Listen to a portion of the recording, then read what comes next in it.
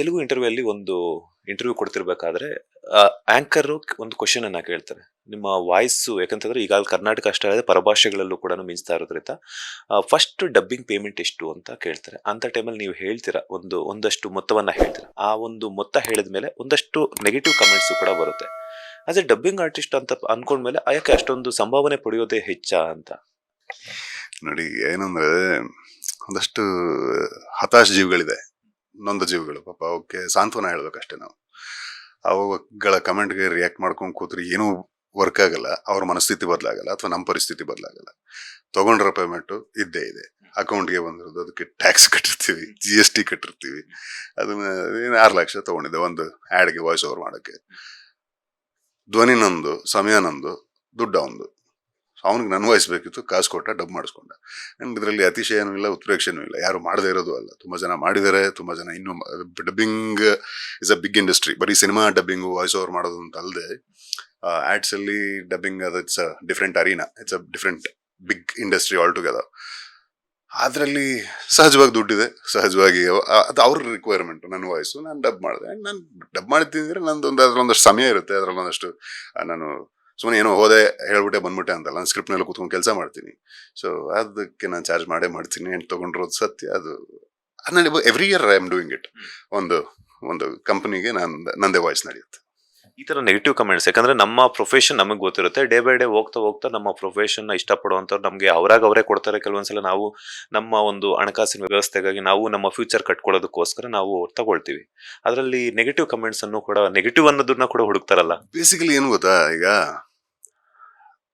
Interest ಇಲ್ಲ ಅಂದ್ರೆ ಈ ಇಂಟರ್ವ್ಯೂನು ನೋಡಲ್ಲ. ಇಂಟ್ರೆಸ್ಟ್ ಇದ್ದು ನೋಡಿದಾಗ ಅದ್ರಲ್ಲಿ ಕೈಲಾದ್ರೆ ಒಂದು ಒಳ್ಳೆ ವಿಷಯ ಇದ್ರೆ, ಅಪ್ಪಿತಪ್ಪಿ ಇದ್ರೆ ತಗೊಳ್ಳಿ. ಇಲ್ಲ ಅಂದ್ರೆ ಬಿಟ್ಟಾಕಿ. ಅದನ್ನ ಕೂತ್ಕೊಂಡು ಯಾಕೆ ಅಷ್ಟು ಟೈಮ್ ವೇಸ್ಟ್ ಮಾಡ್ಕೊಂಡು ಕಮೆಂಟ್ಸ್ ತುಂಬ ಜನ ಇನ್ಕ್ಲೂಡಿಂಗ್ ಮೀ ಅದು ಓದೋದು ಇಲ್ಲ. ನೀವು ಹೇಳಿದ್ರೆ ಹಾಗಾಗಿ ಗೊತ್ತು ನೆಗೆಟಿವ್ ಕಮೆಂಟ್ ಮಾಡಿದ್ದಾರೆ ಅಂತ. Otherwise I don't even read. And ನಾನು ಅಂತಲ್ಲ, ಬಹುತೇಕ ಜನ ಅದಕ್ಕೆಲ್ಲ ತಲೆ ಕೆಡಿಸ್ಕೊಳ್ಳೋದು ಇಲ್ಲ, ಕೇರು ಮಾಡಲ್ಲ. ಅವ್ರ ಹತಾಶೆ ಅದು ಅಂತ ಅವ್ರ ಬಾಯಿ ಬೇದಿ ಅದು. ಸೊ ಇದು ಬಾಯಿ ಬೇದಿ ತರ ಕೈ ಬೇದಿ ಟೈಪ್ ಮಾಡ್ಕೊಂಡು ಪಾಪ ಮಾತಾಡ್ತಾ ಇರ್ತಾರೆ. ಅಂಡ್ ಬೇಸಿಕಲಿ ಕೈಲಾದ್ರೆ ಒಳ್ಳೆ ವಿಷ್ ಮಾಡಿ, ಇಲ್ಲಾಂದ್ರೆ ಸುಮ್ಮನೆ ಬಿಡಿ. ಯಾಕೆ ಅದಕ್ಕೆ ರಿಯಾಕ್ಟ್ ಮಾಡ್ತಾ ಹೋದಷ್ಟು ನಾವು ಚಿಕ್ಕವರಾಗ್ತೀವಿ. ಫಾದರ್ಸ್ ಡೇ ಬರ್ತಾ ಇದೆ, ತಂದೆಗೆ ಏನ್ ಗಿಫ್ಟ್ ಕೊಡೋದಕ್ಕೆ ಸಿದ್ಧತೆ ಮಾಡ್ಕೊಳ್ತಿದಾರೆ? ಅದ್ರ ಜೊತೆ ಮಗ, ಸೊ ತಂದೆಗೆ ಬಡ್ತಿ ಪಡೋದ್ರಿಂದ ಮಗನ್ಗೆ ಏನ್ ಗಿಫ್ಟ್ ಕೊಡೋದಕ್ಕೆ ಇಷ್ಟಪಡ್ತಿದ್ರ? ಮಗಂಗೆ ನನ್ನ ಸಮಯ, ತಂದೆಗೆ ಅವ್ರ ಮೊಮ್ಮಗ ಗಿಫ್ಟ್ ಆಗೋಗಿದ್ದೀನಿ. ತಾತ ಮೊಮ್ಮಗನ ಬಾಂಧವ್ಯ ಏನಿರುತ್ತೆ? ತಾತ ಏನ್ ಕರೀತಾರೆ ಮೊಮ್ಮಗನ್ನ? ಈ ಪೆಟ್ ನೇಮ್ಸ್ ತುಂಬಾ ಇದೆ, ಅಂದ್ರೆ ಏನೇನೋ ಪ್ರೀತಿಯಿಂದ ಕರೀತಾ ಇರ್ತಾರೆ. ಇನ್ನು ಅದು ಡೆಫಿನೆಟ್ ನೇಮ್ ಅಂತ ಇಟ್ಟಿಲ್ದಿರೋದ್ರಿಂದ. ಅದರ್ವೈಸ್ ಚೆನ್ನಾಗಿದೆ. ಅಂದ್ರೆ ಅವನಿಗೆ ಈಗ ನನ್ನ ಮಗಂಗೆ ಅಪ್ಪ, ಅಮ್ಮ, ತಾತ ತುಂಬಾ ಚೆನ್ನಾಗಿ ಫ್ಯಾಮಿಲಿಯರ್. ಅಂದ್ರೆ ಈಗ ನಮ್ಮ ಅಪ್ಪನ ರೂಮಲ್ಲಿ ಒಂದಷ್ಟು ಡೈಲಿ ದಿನಕ್ಕೆ 1 or 2 hours ಅಲ್ಲಿ ಸ್ಪೆಂಡ್ ಮಾಡ್ತಾನೆ. ಅವನು ಅಲ್ಲಿ ಅವ್ರ ಜೊತೆ ಆಟ ಆಡ್ಕೊಂಡು ಕೂತಿರ್ತಾನೆ. ಈ ಥರದ್ದು ಒಂದಷ್ಟು ದಿನಚರಿಗಳು ಸೆಟ್ ಆಗ್ತಾ ಇದೆ ಇನ್ನು. ಅಂದ್ರೆ ಅವನ ಎದ್ದೇಳೋ ಟೈಮ್ಗೆ ನಾವು ಎದ್ದೇಳ್ಬೇಕು, ರೆಡಿ ಇರಬೇಕು. ಅವ್ನ ಮಲ್ಗೋ ಟೈಮ್ಗೆ ನಾವು ಎಲ್ಲರೂ ಕ್ವೈಟ್ ಆಗಿರ್ಬೇಕು.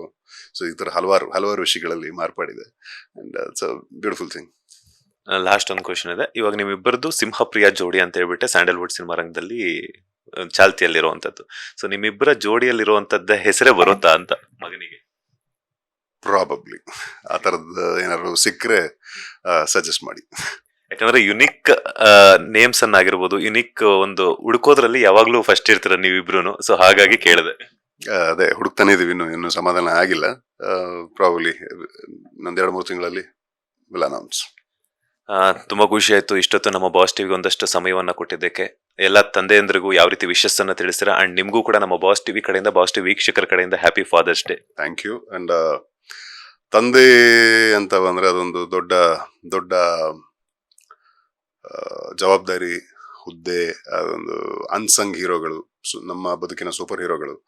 ತಂದೆಯರ ಪಾತ್ರ, ತಾಯಂದ್ರ ಪಾತ್ರ ಎಮೋಷನಲಿ ನಾವು ಇನ್ಕ್ಲೈನ್ಡ್ ಆಗಿರ್ತೀವಿ, ಜಾಸ್ತಿ ಸ್ಮರಿಸ್ತೀವಿ. ತಂದೆ ಇಸ್ ಸಂಬಡಿ, ಅವನ ಕಾಂಟ್ರಿಬ್ಯೂಷನ್ ನಾವು ಸ್ಮರಿಸೋದು ಕಡಿಮೆ.